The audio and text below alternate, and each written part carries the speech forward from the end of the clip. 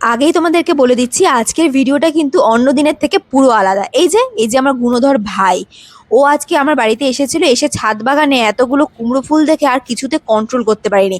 কিন্তু আমি বললাম তুই পেরে নে না, যা। কিন্তু ও আমাকে একটা কন্ডিশন দিয়েছে, তুই কিন্তু আমার ফেস দেখাবি না ভিডিওতে, তাহলে কিন্তু আমি পারবো না। বাস আমি বললাম ঠিক আছে, দেখাবো না। এবার ও বেচারা কুমড়ো ফুল পারছে আর পেছন ঘুরে ঘুরে তাকাচ্ছে, ওকে আমি ভিডিওতে নিচ্ছি না তো, ওকে আমি ভিডিওতে নিচ্ছি না তো।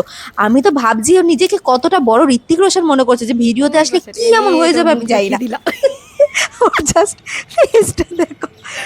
এরপরে কুমড়ো ফুলটা যে পারবে হাত দিয়ে একটু টেনে নিলেই ছিঁড়ে পাড়া হয়ে যায়, কিন্তু না, ও কাঁচি দিয়ে খুটুর খুটুর করে কাটবে, আর আমি ওকে পেরে দেবো না। আমি বলেছি তোর যখন খেতে ইচ্ছা করছে তুই পেরে নিয়ে যাবি, কারণ ও আমাকে আজকে কথা শুনিয়েছে একটু আগে, এতগুলো কুমড়ো ফুল হয়ে রয়েছে সেগুলো তুই পেরে বড়া করতে পারিস না, কি করিস তাহলে বাড়িতে বসে? নে, আমি বলেছি যেমন কথা শুনিয়েছিস তেমনই কাজ করবি তুই।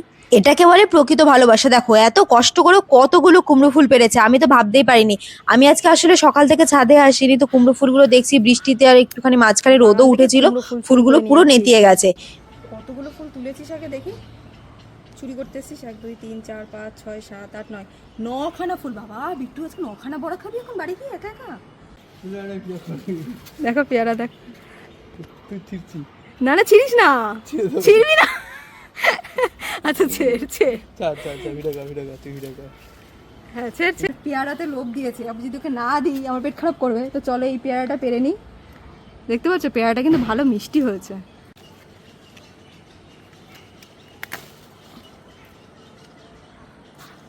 এরকম দেখতে ঠিকই, কিন্তু এটা ধুয়ে খাওয়ার পর বিশাল মিষ্টি। কালকে আমি একটা খেয়েছিলাম, খুব পিঁপড়ে। তো চলো, আমার ভাইটা হচ্ছে কি বলতো, সারাদিন রাত আমার সাথে ঝগড়া করবে, কিন্তু কোনো কথা বললে কিন্তু সেটা একবারেই শুনে নেয়। তো আমি বললাম না একটু ভিডিও করে নে গোলাপ ফুলের, সেটাও করে দিল। এই পাশে আর একটা আছে লাল কালার, এটা আমার খুব প্রিয় ফুল, পুরো সে বিয়ে বাড়িতে মাথায় দেয় সেই ফুলের কালার। এটা দে, এটা একটা।